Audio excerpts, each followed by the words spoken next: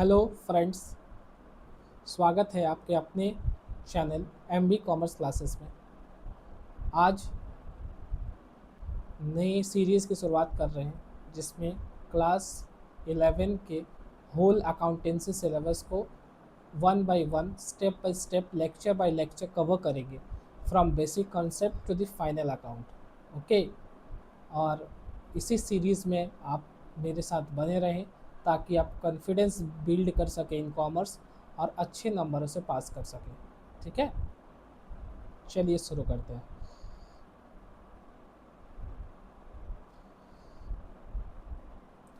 तो दोस्तों, आपने क्लास 10 पास कर लिया होगा बहुत अच्छे से।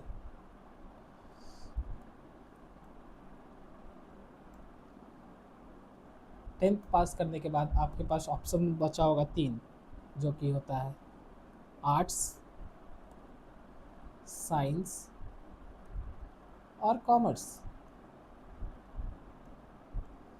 जिसमें से आपने कॉमर्स चुना होगा और ये दोनों ऑप्शन को माना किया होगा। इसके बहुत सारे रीजंस हो सकते हैं। कोई इंटरेस्ट पे लिए होंगे, कोई साइंस से किसी को फियर होगा तो सोचे होंगे कि नए सब्जेक्ट्स में जाते हैं। इसीलिए हम लोग क्या करेंगे, कॉमर्स को एकदम स्टार्टिंग से सीखेंगे।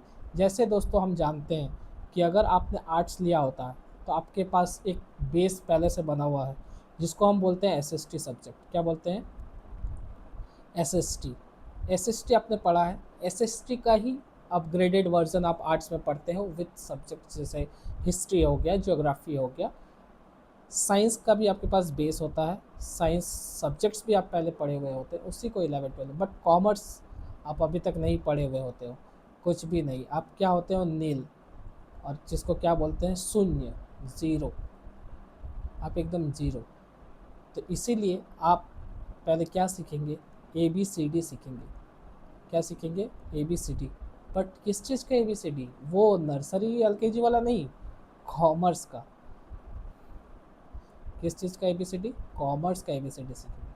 कॉमर्स का ए बी सी डी मतलब, जैसे आप पहले ए बी सी डी पढ़े, जैसे A B C D, E F G H, then वो लेटर्स आपने पढ़े, देन आपने वर्ड फ्रेम करना सीखा। वर्ड फ्रेम करने के बाद आपने क्या सीखा? सेंटेंस फ्रेम करना सीखा वर्ड की हेल्प से। पहले लेटर, फिर लेटर के हेल्प से वर्ड, फिर वर्ड की हेल्प से सेंटेंस, और सेंटेंस के हेल्प से आप फिर अनदर बड़ी बड़ी एसेज, पैराग्राफ्स लिख पाते हैं। तो बेस क्या है? The letters. लेटर आपका बेस है। उसी तरह से कॉमर्स का अभी बेस हम लोग बिल्ड करेंगे। क्यों? क्योंकि आपने पहले कॉमर्स पढ़ा ही नहीं हुआ होता है, तो आपको कॉन्सेप्ट पता ही नहीं होते हैं। तो इसीलिए हमने पहले ए बी सी डी सीखेंगे, और इसको इतना इम्पॉर्टेंट वे में लेना है कि अगर इस सब चीज़ को हम लोगों को नहीं पता होगा तो हम आगे के चैप्टर्स को अच्छे से नहीं कर पाएंगे। क्यों? क्योंकि जैसे मैंने कहा कि पहले हम लोग लेटर सीखते हैं, लेटर सीखेंगे तभी वर्ड बना पाएंगे, वर्ड बना पाएंगे तभी सेंटेंस फ्रेम कर पाएंगे, और सेंटेंस फ्रेम कर पाएंगे तभी पैराग्राफ लिख पाएंगे। तो अल्टीमेट सॉरी, अल्टीमेट गोल हमारा क्या है? ए बी सी डी सीखना। पहले हम ए बी सी डी को अच्छे से सीखेंगे। कोई कॉन्सेप्ट्स हैं जो बेसिक कॉन्सेप्ट्स है उसको अच्छे से सीखेंगे और अच्छे से समझेंगे। अगर ये समझ गए हम, तो आगे के जो चैप्टर्स है उसमें हम लोग को बहुत ज़्यादा हेल्प होगी। ठीक है, चलिए शुरू करते हैं।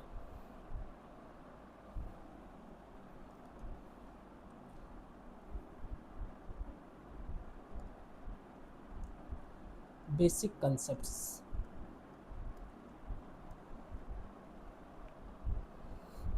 Basic concepts.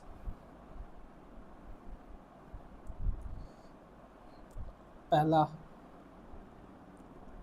एसेट्स। सुने थे कभी? नहीं सुने होंगे, कोई कोई सुने भी होंगे। एसेट्स, एसेट्स से क्या समझते हैं? ये ए फॉर एसेट्स भी हो गया, और पहला टर्म एसेट्स भी हो गया। एसेट्स का मतलब होता है बच्चों संपत्ति। क्या होता है? संपत्ति। मतलब एक बिजनेस, और या आप खुद ही कुछ ओ किए हो, मतलब होल्ड किए हो। जैसे मान के चलते हैं आप एक लैंड होल्ड किए हो, तो लैंड आपका क्या हो गया? एसेट। कैसे? ये जो लैंड है इसके ओनर कौन है? आप हैं। आप इसको ओ किए हुए हैं, इसलिए ये क्या हो गया? एसेट। इसी तरह से लैंड के साथ क्या होता है? बिल्डिंग्स।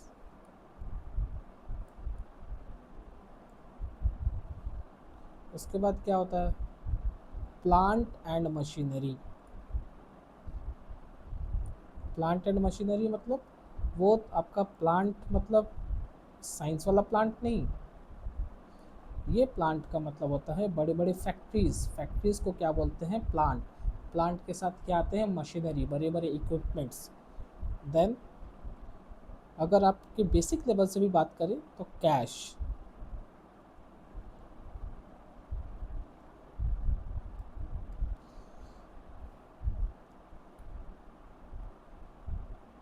कैश,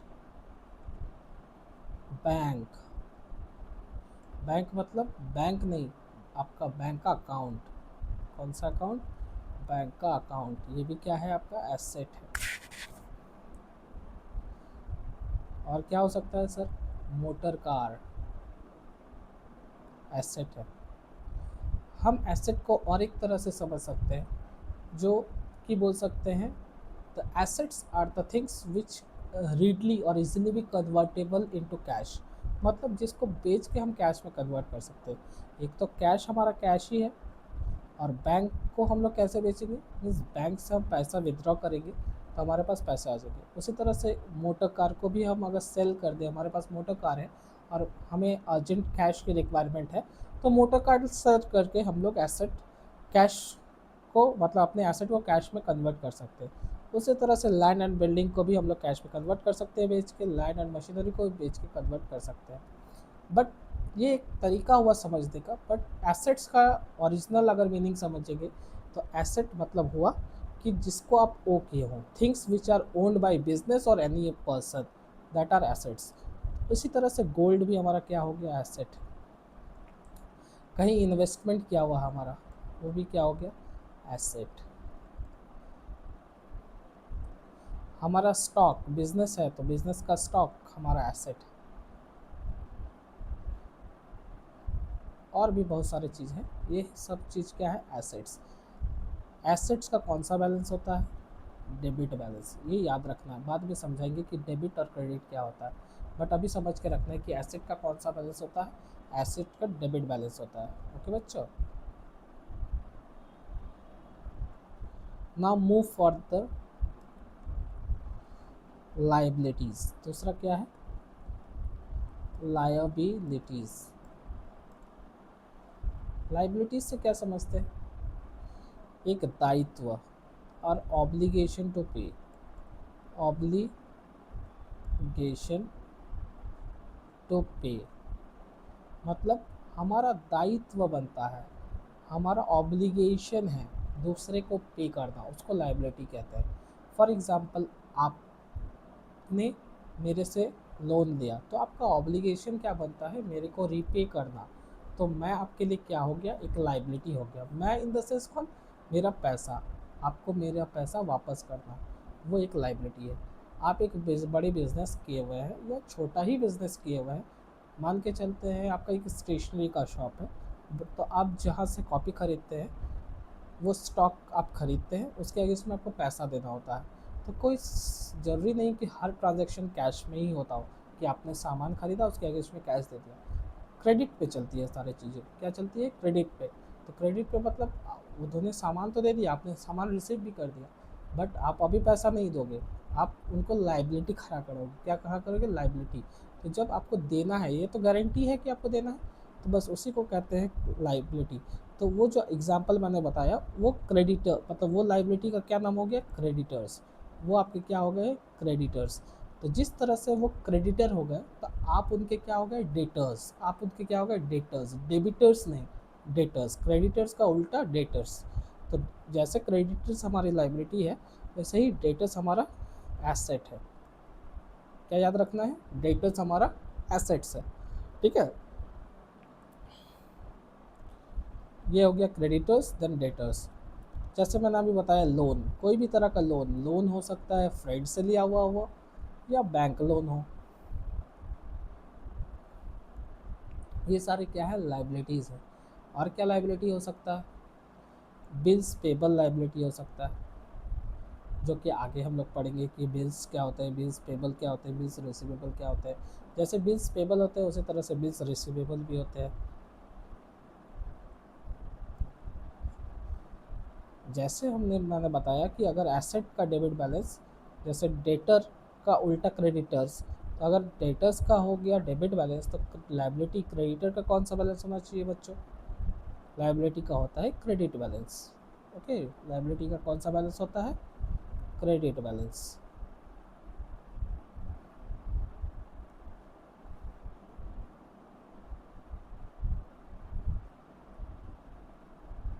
और एसेट का कौन सा होता है, डेबिट बैलेंस। ओके,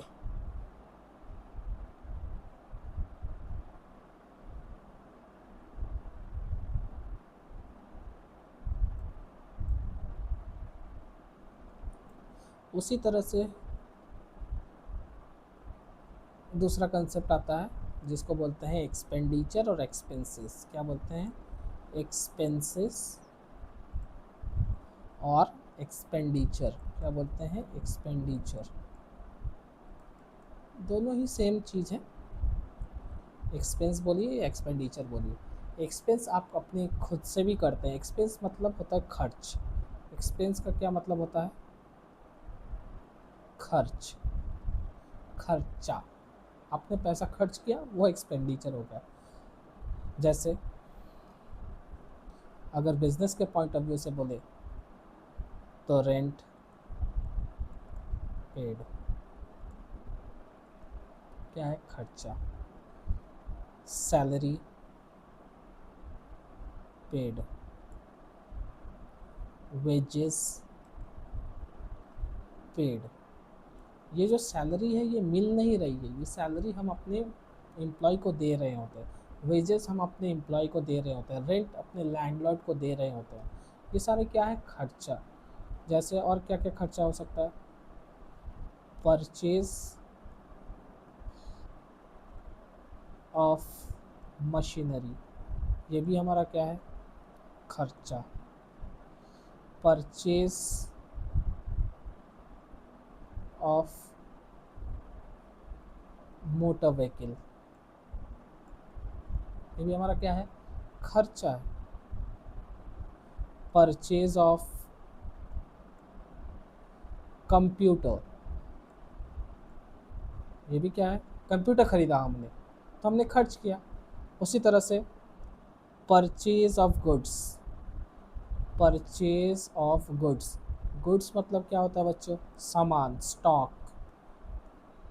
जैसे मैंने बताया आपका स्टेशनरी का शॉप है, तो स्टेशनरी का शॉप में आप क्या क्या बेच सकते हैं, किताब बेच सकते हैं, पेन बुक, बुक बेच सकते हैं, पेन बेच सकते हैं, ये सारी चीज़। अगर आपका राशन का दुकान होगा, ग्रॉसरी शॉप होगा, तो आप ऑब्वियस वीट, राइस और रिलेटेड जो भी सामान है वो सब बेचेंगे। तो वो जो स्टॉक आप खरीदेंगे वो भी आपका क्या है, एक तरह से एक्सपेंस है। Purchase of goods is an expense. Okay, और कर क्या क्या एक्सपेंस है,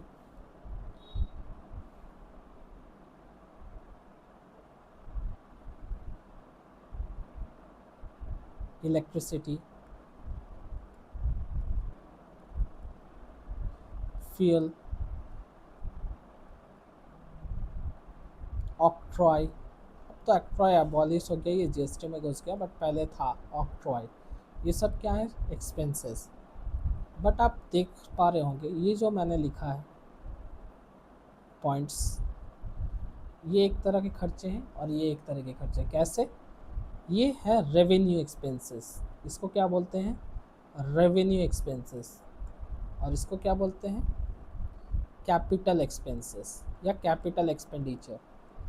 अब ये क्या है सर, रेवेन्यू एक्सपेंडिचर वो सारे एक्सपेंसेस है जो रेकरिंग नेचर के होते हैं। जैसे रेकरिंग का क्या मतलब होता है, जो बार बार हर महीने, रेंट हर महीने देना है, सैलरी हर महीने देना, वेजेस हर महीने देना है, गुड्स खरीदना हर महीने, क्या हर दिन ही गुड्स खरीदना बेचना है, इलेक्ट्रिसिटी का पेमेंट हर महीने करना है, फ्यूल हमेशा जब भी ख़त्म हो फ्यूल भराना है। ये सब क्या है, रेवेन्यू एक्सपेंडिचर।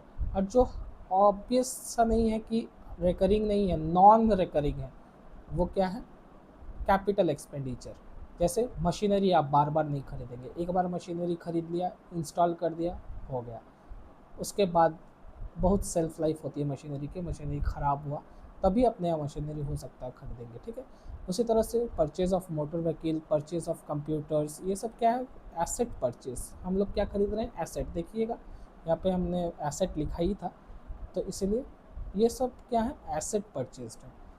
और एक बाइफर्केशन है दोनों में, जिसमें आप क्या कर सकते हैं, मतलब समझ सकते हैं कि रेवेन्यू एक्सपेंडिचर वो सारे एक्सपेंडिचर है जिसके अगेंस्ट में कोई एसेट नहीं आता।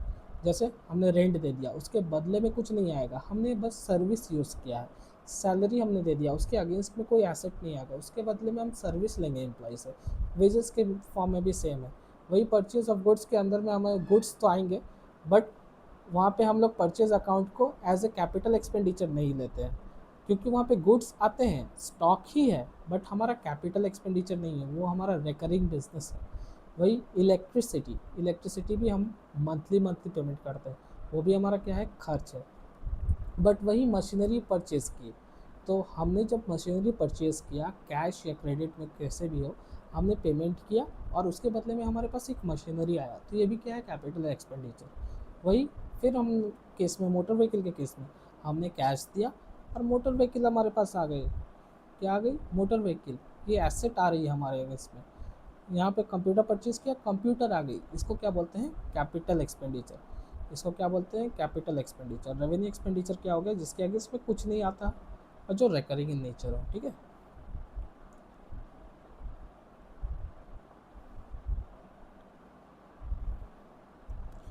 होप सो आप लोग को समझ आ रहा हो, नहीं भी आएगा तो आगे कंसेप्ट और क्लियर हो जाएंगे।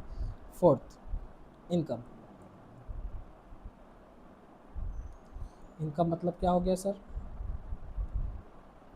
इनकम मतलब हो गया आय, हिंदी में क्या बोलते हैं, आय, मतलब रेवेन्यू। इसका और एक क्या मतलब हो सकता है, रेवेन्यू।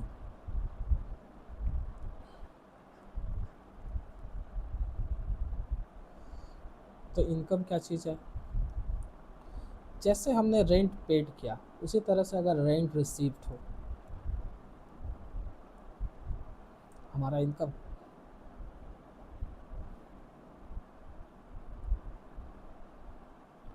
कमीशन रिसीव्ड, हमारा इनकम।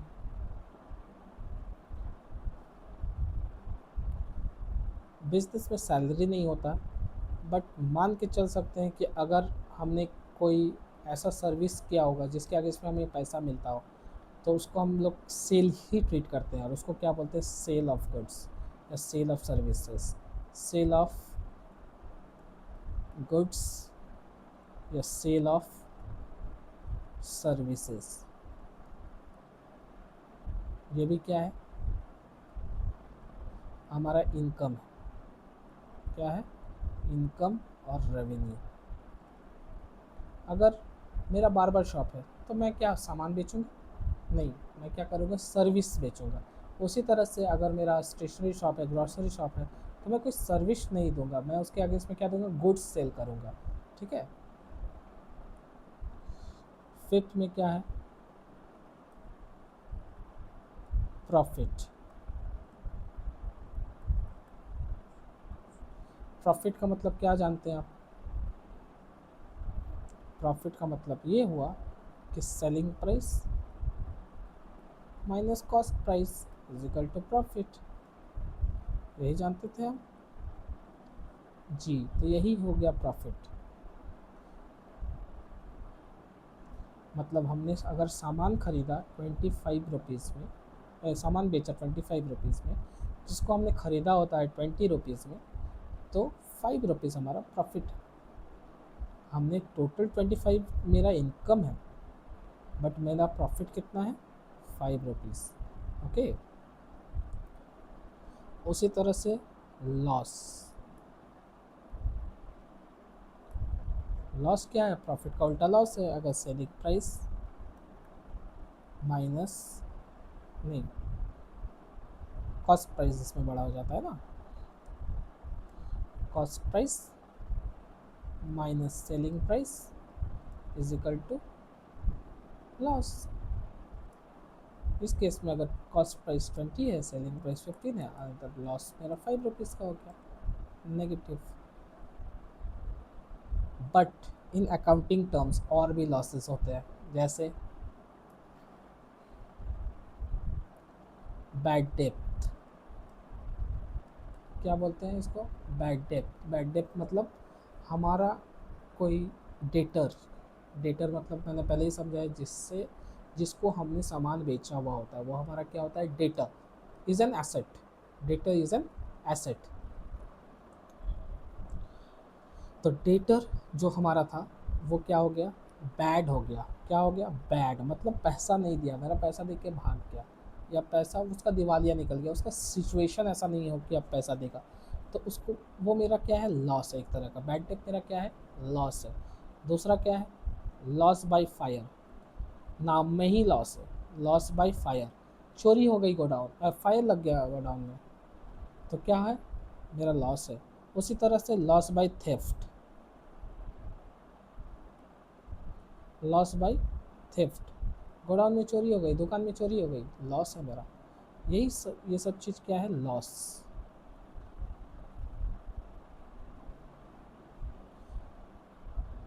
तो ये 6 कॉन्सेप्ट हमने समझा। पहला है एसेट्स। एसेट से क्या समझते हैं हम लोग? कि कंपनी या कोई भी पर्सन जो ओन करती है वो क्या है? एसेट है। और एक सिंपल लैंग्वेज में भी हमने समझाया कि अगर जिसको बेच के हम पैसा में कन्वर्ट कर सकते हैं वो हमारा एसेट है। जैसे land and building, plant and machinery, cash, bank, bank का मतलब bank account, motor car, gold, investment, stock, debtors, bills receivables, सारे हमारे एसेट्स हैं। एसेट का डेबिट बैलेंस, वैसे ही लाइबिलिटी का क्रेडिट बैलेंस। लाइबिलिटी का मतलब क्या होता है? ऑब्लिगेशन टू पे। ऑब्लिगेशन टू पे मतलब हमने आपसे सामान खरीदा, तो आप, मेरा दायित्व है, मेरा ऑब्लिगेशन है कि आपको पेमेंट करना है, तो वो मेरा क्या हो गया? लाइबिलिटीज़। उस लाइबिलिटी का क्या नाम होता है? क्रेडिटर्स। उस लाइबिलिटी का क्या नाम है? क्रेडिटर्स। लोन लिया बैंक से या किसी से भी, वो आपका क्या है? लाइबिलिटीज़। बिल्स पेबल आपका क्या है? लाइबिलिटीज़। और एक है कोई भी तरह का प्रोविज़न, किसी भी कॉन्सेप्ट के पीछे प्रोविज़न लिखा हुआ है। Provision for doubtful debt, provision for depreciation, provision for accumulated loss, provision for anything, any भी तरह, किसी भी तरह का प्रोविज़न, किसी भी तरह का रिजर्व, और किसी भी तरह का फंड, जैसे reserve fund, general fund, general reserve, कोई भी चीज़, तीनों में से कोई भी अगर आ जाए तो वो क्या होता है? लाइबिलिटीज़। ये याद रखता है, वो क्या होता है? लाइबिलिटीज़। कोई भी तरह का रिजर्व, कोई भी तरह का प्रोविज़न, कोई भी तरह का फंड क्या होता है? लाइबिलिटीज़ होता है।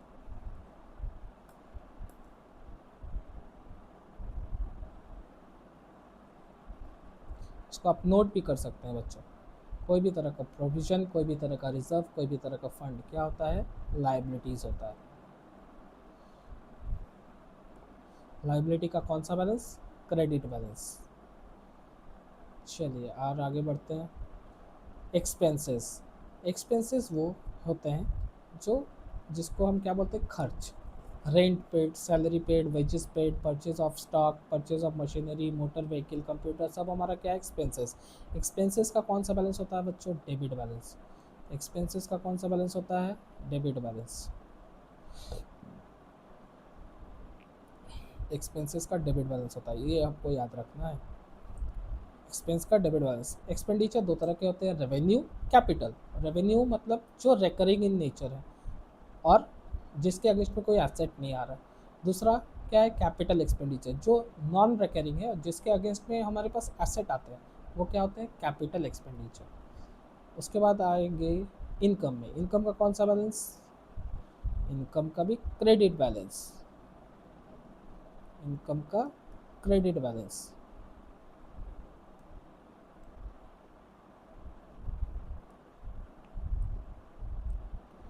इनकम का कौन सा बैलेंस होता है बच्चों? Credit balance.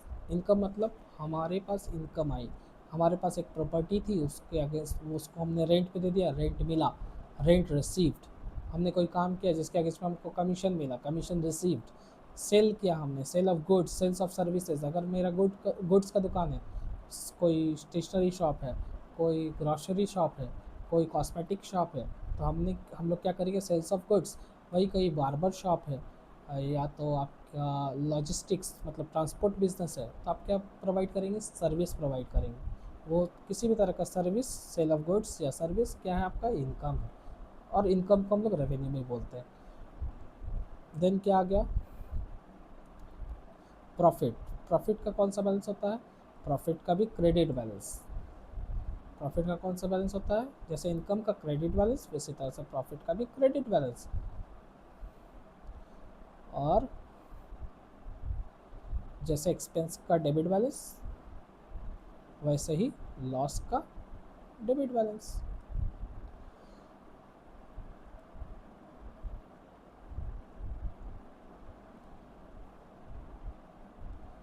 तो हमने दो और भी बहुत तरह के लॉस देखे, जैसे बैड डेप। बैड डेप मतलब क्या बताएं दोस्तों, कि अगर कोई मेरा डेटर था, जिसको हमने सामान बेचा था, तो वो मेरा बैड निकल गया, गुड नहीं रहा, क्या निकल गया, बैड। हमारा पैसा डूब गया, उसको बोलते हैं बैड डेप। और वो एक तरह का लॉस है। लॉस ऑन फायर, मेरे गोडाउन दुकान में आग लग गई, वो क्या है सर, लॉस ऑन फायर, एक तरह का लॉस।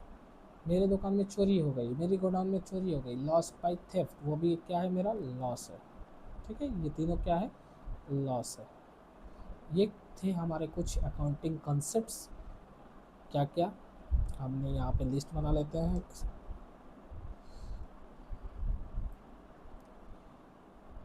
पहला था एसेट्स, दूसरा था लाइबिलिटीज़, तीसरा था एक्सपेंस, कोई भी तरह का एक्सपेंस हो, कैपिटल हो, रेवेन्यू हो, एक्सपेंस। चौथा था इनकम, पांचवा था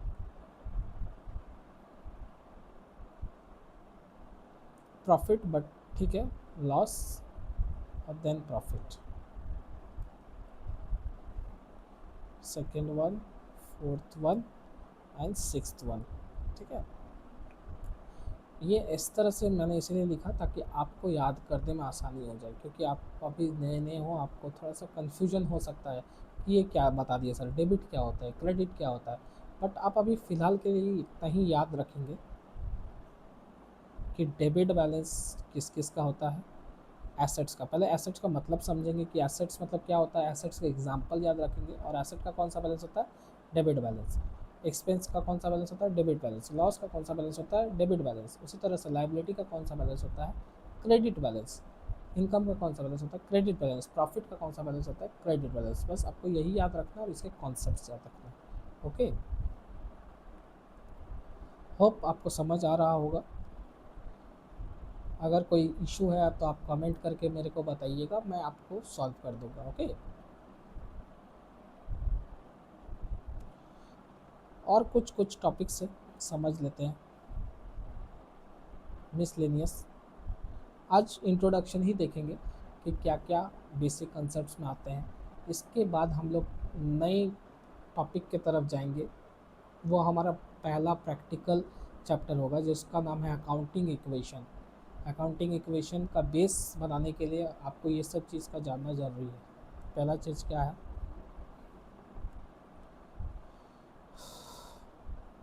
prepaid expenses. Prepaid expenses, expenses से थोड़ा आप लोग वाकिफ़ हो गए होंगे। तो प्रीपेड एक्सपेंसेस, नाम से पता चल रहा है, प्रीपेड मतलब पहले से पे कर दिया गया एक्सपेंसेस। ये हमारा एसेट होता है, ये हमारा क्या होता है, एसेट्स। तो इसका कौन सा बैलेंस होता होगा,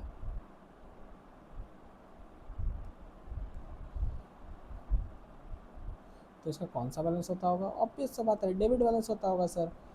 प्रीपेड एक्सपेंसेस मतलब हमने इस साल का खर्चा, अगले साल का खर्चा, पिछले जो आने वाले मतलब 2027 का खर्चा 2026 में ही कर दिया हो, पहले ही पे कर दिया हो, पहले ही पे कर दिया हो, तो उसको हमने क्या बोलते हैं, प्रीपेड एक्सपेंसेस। ये हमारा एसेट होता है, ये हमारा क्या होता है दोस्तों, एसेट होता है। प्रीपेड एक्सपेंसेस हमारा एसेट होता है। जैसे मान के चलते हैं इंश्योरेंस,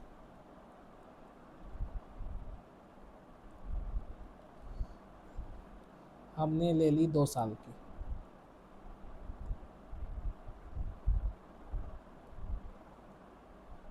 बट हमने ख़रीदा तो इस साल, बट हमारा अगले साल भी काम आएगा। 2 साल की इंश्योरेंस है, तो वो 1 साल का जो हमारा टेन्योर है, 1 ईयर इंश्योरेंस, वो हमारा क्या है, प्रीपेड एक्सपेंसेस है। वो हमारा क्या है, प्रीपेड एक्सपेंसेस है। दूसरा क्या है, एक्रूड इनकम, एक्रूड इनकम, ये भी हमारा एसेट होता है। ये भी हमारा क्या होता है, एसेट। इसका भी डेबिट बैलेंस। बात सही समझ आ रहा होगा कि इनकम है, क्या है, income, but accrued income. Accrued income मतलब क्या सर, कि हमने इनकम कमा तो लिया है, इनकम जनरेट तो कर दिया, बट अभी तक पैसा नहीं मिला, अभी तक पैसा नहीं मिला।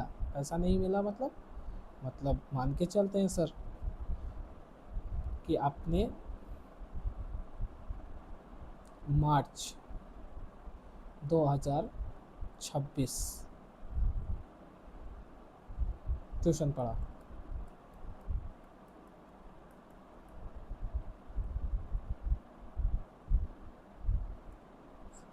ठीक है। इसका फीस आप देते हो अप्रैल 2026 में। जैसे ही मार्च ख़त्म हुई, ट्यूशन सर की इनकम हो गई, बट इनकम अभी उनको मिला हुआ नहीं होता है, तो वो ऐसा इनकम को क्या बोलते हैं, एक्रूड इनकम। वैसा इनकम को क्या बोलते हैं, accrued income. Means income earn कर लिए हैं, हमने सर्विस दे दिया है, बट आपके एंड से पेमेंट मिलना मेरे को बाकी है, तो मेरे पॉइंट ऑफ व्यू से एक्रूड इनकम हो गया। मेरे पॉइंट ऑफ व्यू से क्या हो जाएगा, एक्रूड इनकम।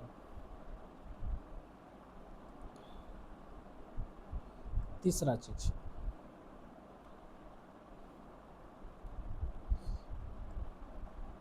अर्नर्ड इनकम, ये भी इनकम है, बट इसका क्रेडिट बैलेंस होता है। क्यों, क्योंकि ये लाइबिलिटीज़ होता है। ये क्या होता है, लाइबिलिटीज़। क्यों लाइबिलिटीज़ होता है सर, क्योंकि नाम से ही पता चल रहा है, अनअर्ड इनकम। अनअर्ड इनकम मतलब मैंने अर्न नहीं किया है, बट मेरा इनकम हो गया, मतलब आपने मेरे को एडवांस दे दिया कि सर लीजिए आप एडवांस, अभी आपको पढ़ाने का दरकार नहीं है, बट आप एडवांस रखिए, जब मैं आपको पढ़ा दूंगा, सर्विस दे दूंगा या सेल कर दूंगा सामान, तो मेरा वो अनअर्न्ड इनकम इनकम में कन्वर्ट हो जाएगा। अनअर्न्ड इनकम मतलब आपने एडवांस में पैसा दे दिया, मेरा एडवांस में हमको पैसा मिला, अभी मैंने सर्विस नहीं दिया है। जैसे मान के चलते हैं आपका बर्थडे पार्टी, आपने बैंकेट हॉल बुक किया,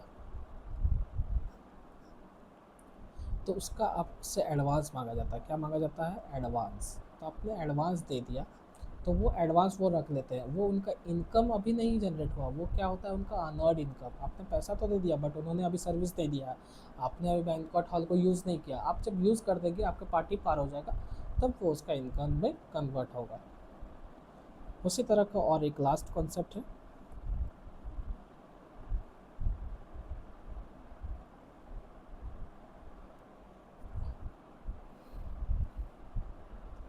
आउटस्टैंडिंग एक्सपेंस। आउटस्टैंडिंग एक्सपेंसेस ये भी लाइबिलिटीज़ होता है, और इसका भी क्रेडिट बैलेंस होता है, ठीक है।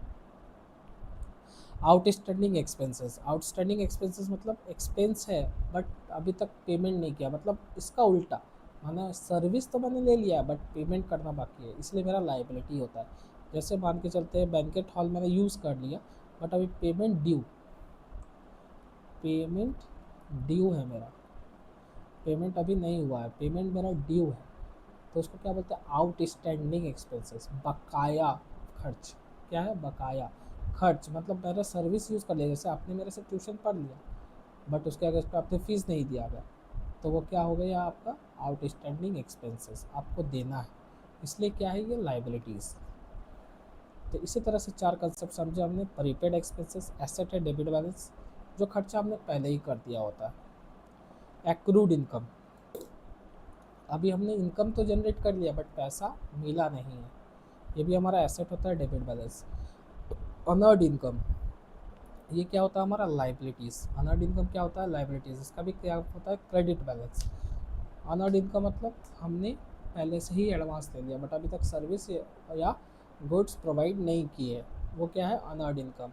उसी तरह से एक है आउटस्टैंडिंग एक्सपेंसेस, लाइबिलिटीज़, ये भी क्या होते हैं, लाइबिलिटीज़। क्रेडिट बैलेंस, जैसे जैसे मैंने बताया कि एक्सपेंस मतलब मैंने खर्च कर दिया, मतलब हमने सर्विस ले लिया बट पैसा अभी तक पेमेंट नहीं किया, सर्विस आपने ले लिया या गुड्स ले लिया, कुछ भी ले लिया हो, एक्सपेंस आपका ड्यू है, आउटस्टैंडिंग है, ठीक है, उसको बोलते हैं आउटस्टैंडिंग एक्सपेंसेस। एक इम्पॉर्टेंट कॉन्सेप्ट बचता है जिसका नाम है कैपिटल, इसको बहुत अच्छे से समझना है क्योंकि अगला कॉन्सेप्ट ही हमारा है अकाउंटिंग इक्वेशन। अकाउंटिंग इक्वेशन का मतलब ये है asset is equal to capital plus liabilities, ठीक है। कैपिटल, जिसको आप लोग हिंदी में पूंजी बोल सकते हैं।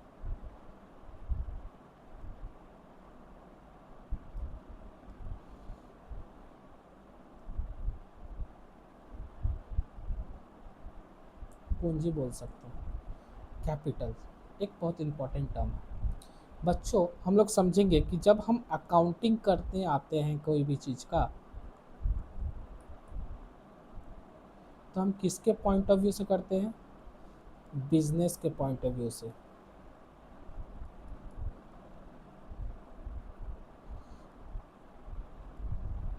From business point of view और कंपनी के पॉइंट ऑफ व्यू से।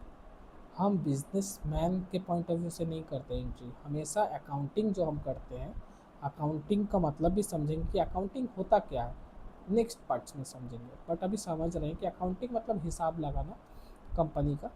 तो कंपनी का जो भी लेन देन खर्चा है, इनकम है, उसका रिकॉर्डिंग करना एक तरह से अकाउंटिंग होता है। तो अकाउंटिंग जब हम करेंगे तो बिजनेस के पॉइंट ऑफ व्यू से करेंगे, बिजनेस मैन के पॉइंट ऑफ व्यू से नहीं। ये कंसेप्ट समझना इसलिए ज़रूरी है सर, क्योंकि हम समझते हैं कि there was a business and business man, दोनों अलग अलग, दे बोथ आर डिफरेंट, वो अलग पर्सन नहीं है, वो दोनों अलग अलग पर्सन है। बिजनेस अलग, बिजनेसमैन अलग। तो बिजनेसमैन जो है, बिजनेस में क्या क्या होता है, बिजनेस में इन्वेस्ट किया हुआ होता है, इन्वेस्ट पैसा लगाया हुआ होता है बिजनेस में। तो जो बिजनेस में इन्वेस्ट किया होता है पैसा, अमाउंट, पैसा, उसी को बोलते हैं कैपिटल। कैपिटल का क्या बैलेंस होता है आपको पता है, कैपिटल, कैपिटल का कौन सा बैलेंस होता है पता है, क्रेडिट बैलेंस। क्यों होता है पता है, क्योंकि आपको अभी मैंने बताया कि बिजनेस अलग, बिजनेसमैन अलग। तो बिजनेस जो है ट्रीट करता है बिजनेसमैन को एज एन आउटसाइडर ही, but as a internal outsider. इसलिए हम एक टर्म समझेंगे इन फ्यूचर, ओनर्स फंड और बोरोड फंड। ओनर्स फंड का मतलब ये होता है जो ओनर ने मेरे पे लगाया, ओनर का जो फंड है उसको ओनर्स फंड बोलते हैं। बोरोड फंड मतलब मैंने लोन लिया हो फाइनेंशियल इंस्टीट्यूशन से, लोन से, वो बोरोड फंड होता है, वो आगे हम लोग देखेंगे। बट फिलहाल के लिए आपको ये समझना है कि बिजनेसमैन ने बिजनेस को लोन दिया होता है in the form of capital, इसलिए कैपिटल भी मेरा लाइबिलिटी के जैसा ट्रीट होता है और क्रेडिट बैलेंस शो करता है, क्रेडिट बैलेंस शो करता है एज ए कैपिटल। कैपिटल का credit balance it shows like a liabilities. और वही मैंने बताया, इसी वजह से जैसे बैंक में अगर हम लोन लेते हैं तो इंटरेस्ट मिलता है, उसी तरह से इंटरेस्ट ऑन कैपिटल भी मिलता है। किसको? ओनर को मिलता है। तो हमारे जो इंटरेस्ट ये हुआ, ये एक तरह का खर्च है, एक्सपेंस है। इंटरेस्ट ऑन कैपिटल क्या है? खर्च।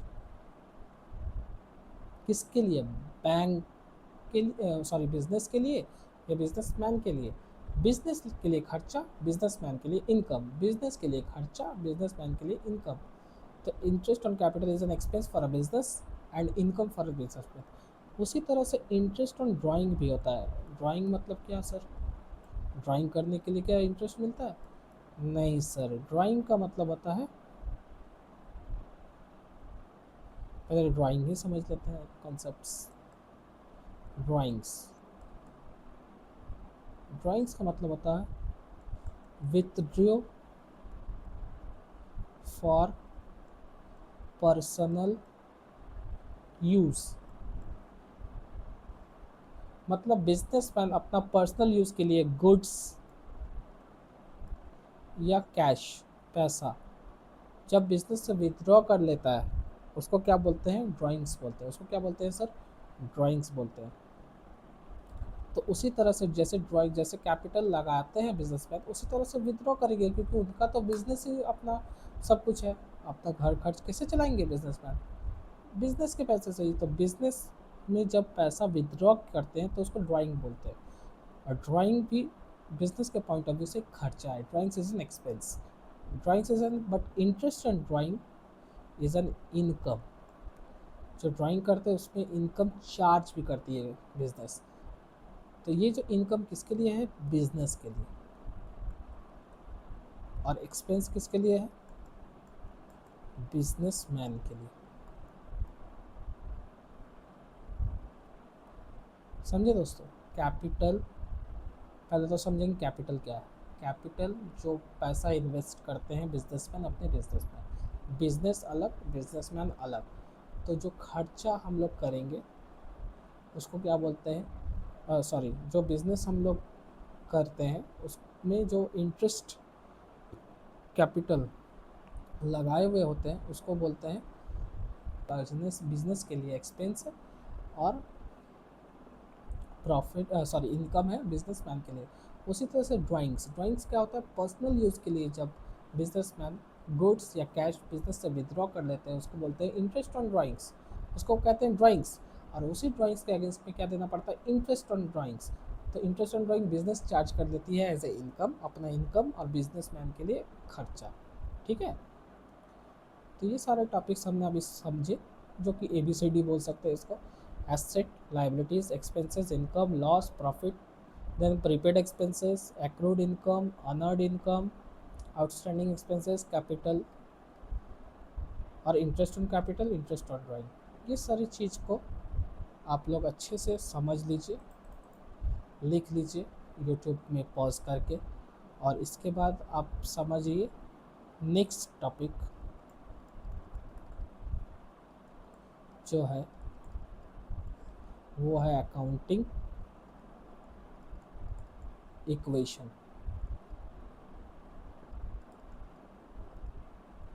पहला प्रैक्टिकल क्वेश्चन चैप्टर है। आपको जो पहले मैंने आज पढ़ाया उसी कॉन्सेप्ट को अच्छे से आप एक बार रिवाइज करके रखिए, ताकि नेक्स्ट डे आपको और अच्छे से अकाउंटिंग इक्वेशन समझ पाए। ओके, आपको अगर वीडियो अच्छी लगी है तो लाइक करें, सब्सक्राइब करें चैनल को, और बेल आइकन को ज़रूर दबा दें ताकि वीडियोस जब आए आपको पता चल जाए। ठीक है? इसी तरह से लाइक, शेयर, सब्सक्राइब करिए, सपोर्ट करिए चैनल को, ताकि चैनल में और भी इम्प्रूवमेंट्स हो, साथ में आपके करियर में भी इम्प्रूवमेंट्स। ओके, थैंक यू बच्चों।